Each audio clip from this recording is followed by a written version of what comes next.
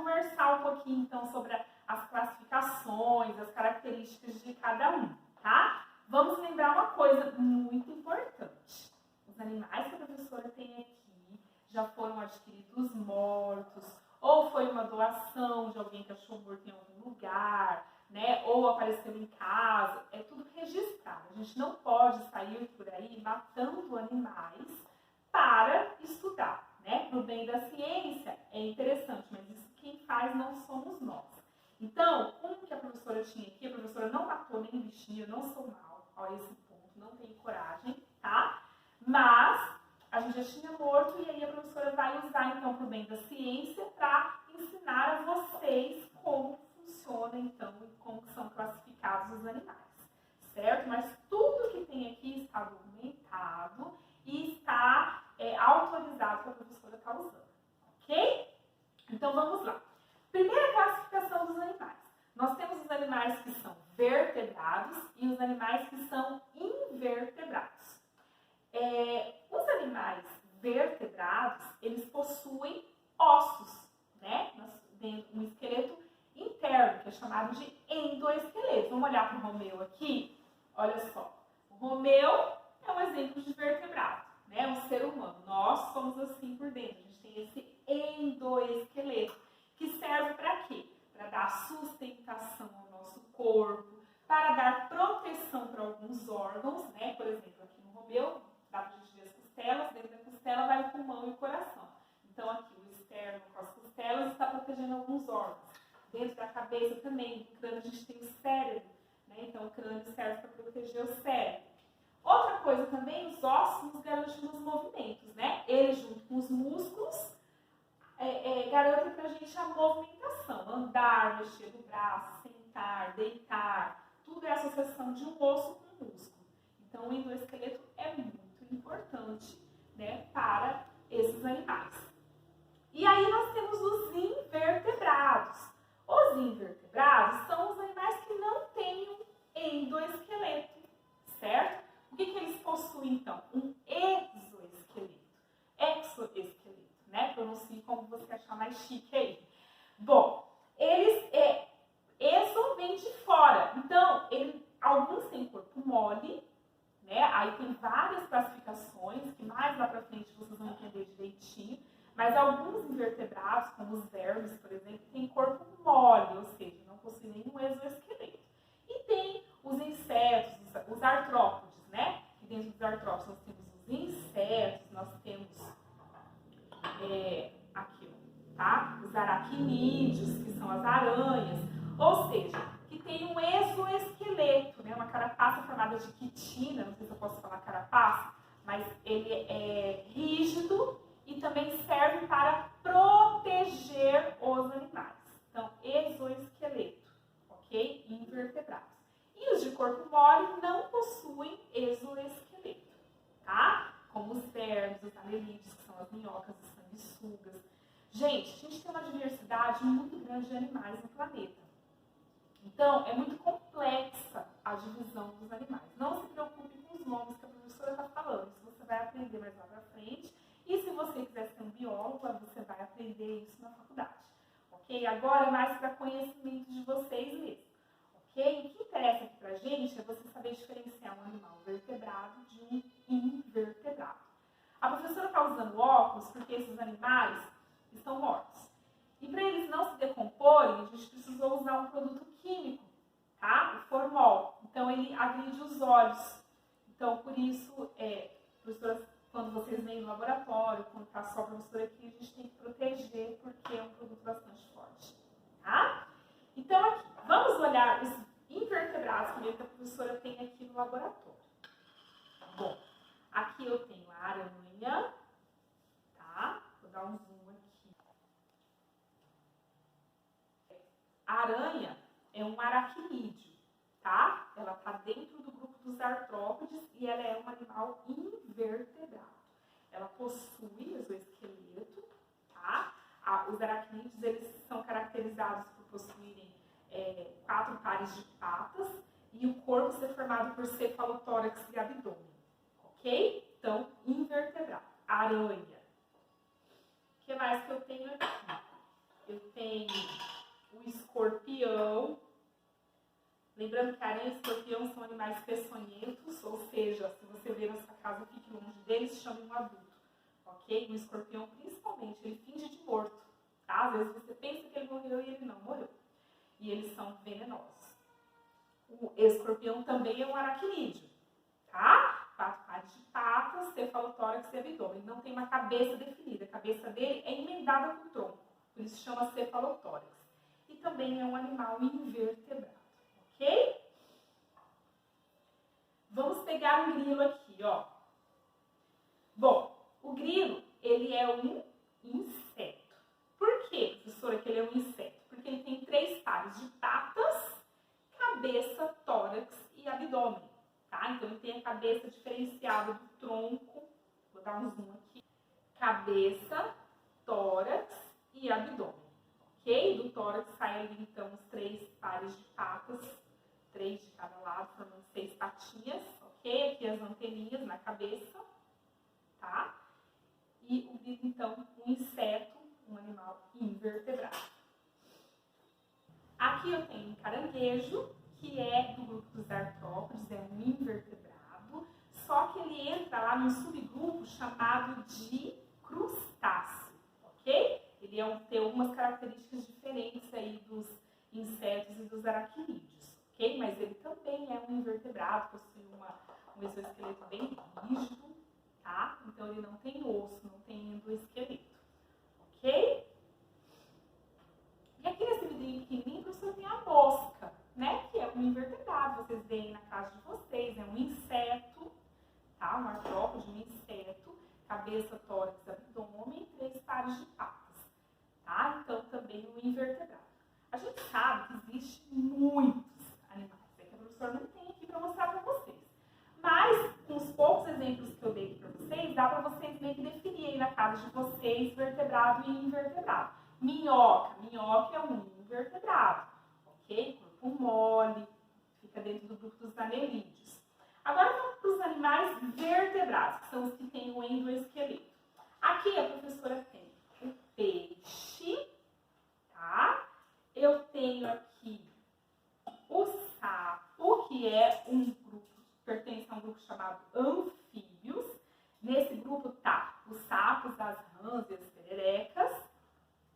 Aí nós temos as cobras, a professora tem uma bem pequenininha aqui para mostrar para vocês, tá?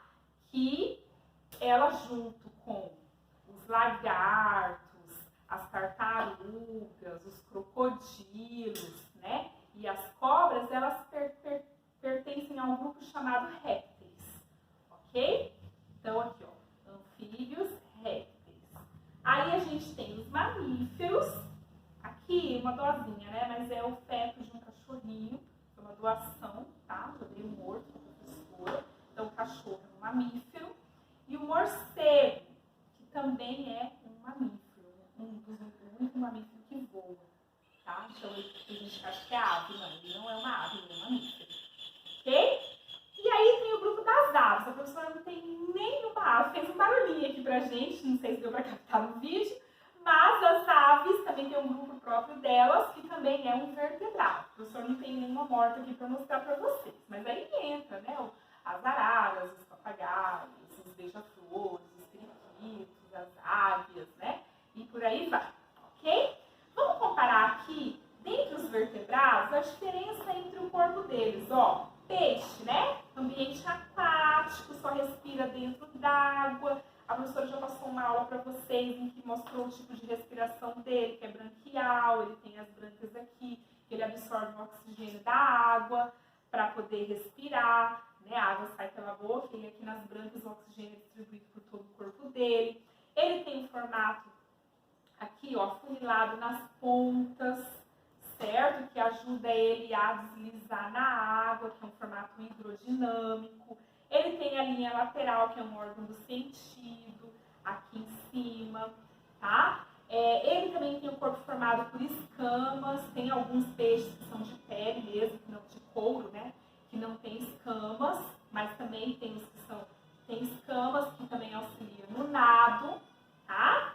Aí vem o sapo, né? O sapo possui 4 patas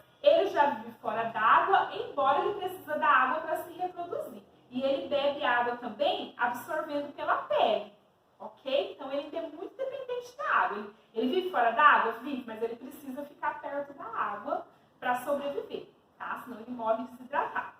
Ele possui várias glândulas de muco no corpo dele. Não sei se vocês já pegaram um sapo na mão, mas ele é super... Ele desliza porque ele é cheio de muco. Ele possui secreções na pele. Então, e aí ele é liso, né? Ele possui uma pele extremamente fina e lisa, cheia de poros, porque ele absorve água pela pele, ok? Ele é inofensivo.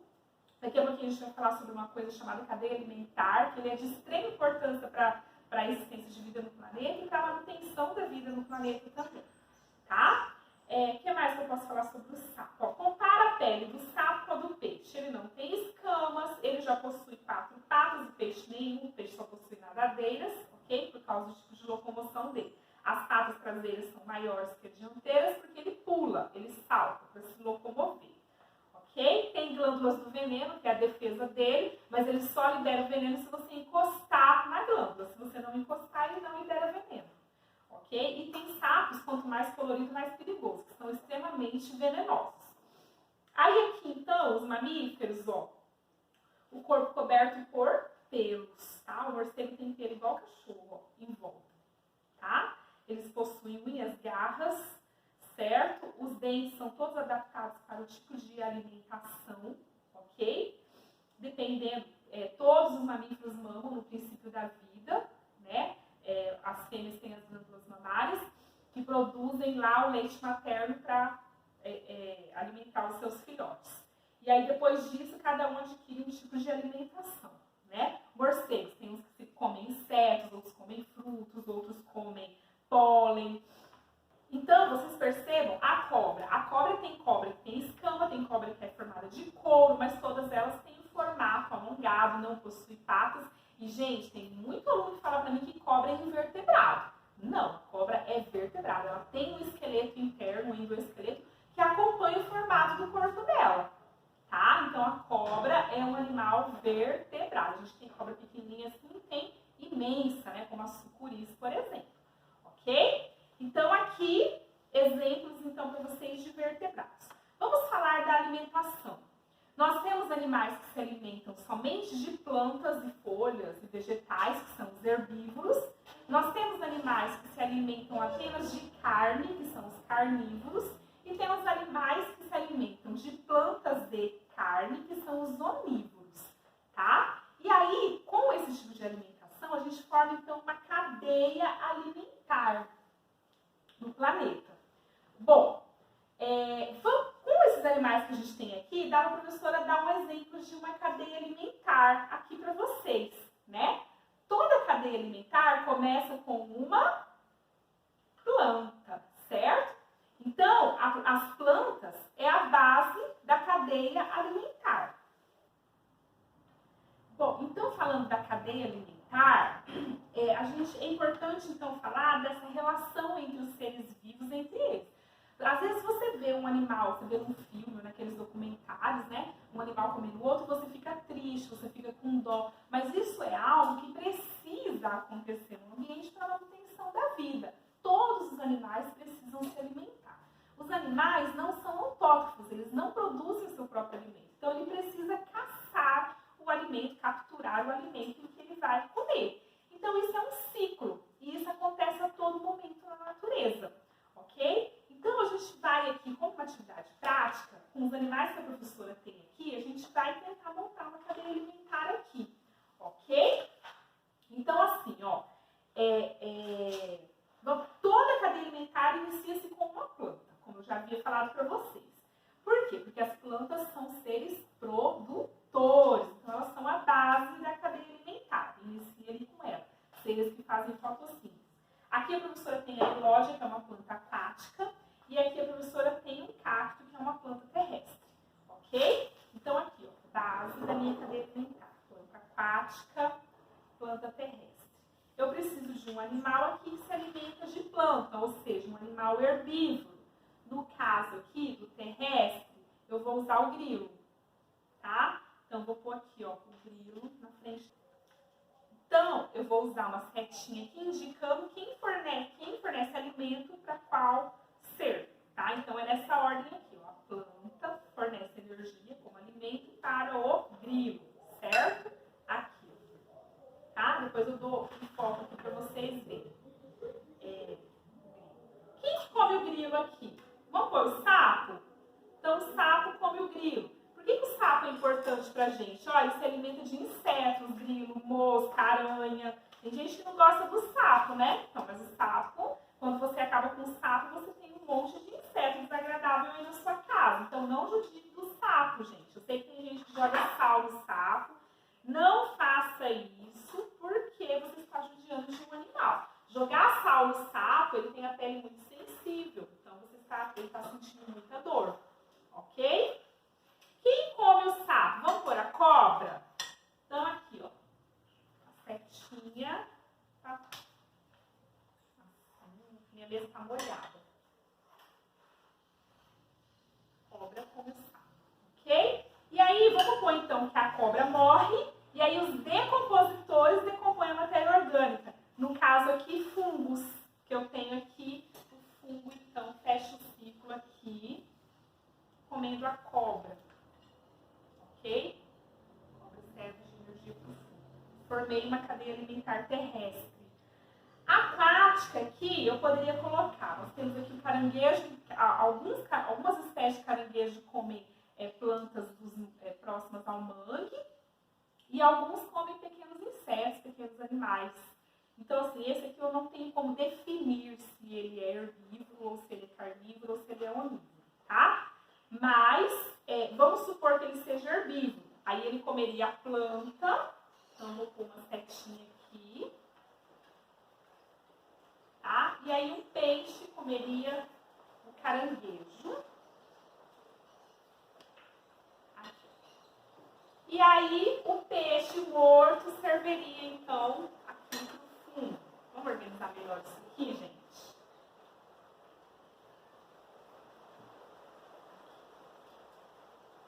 Ok?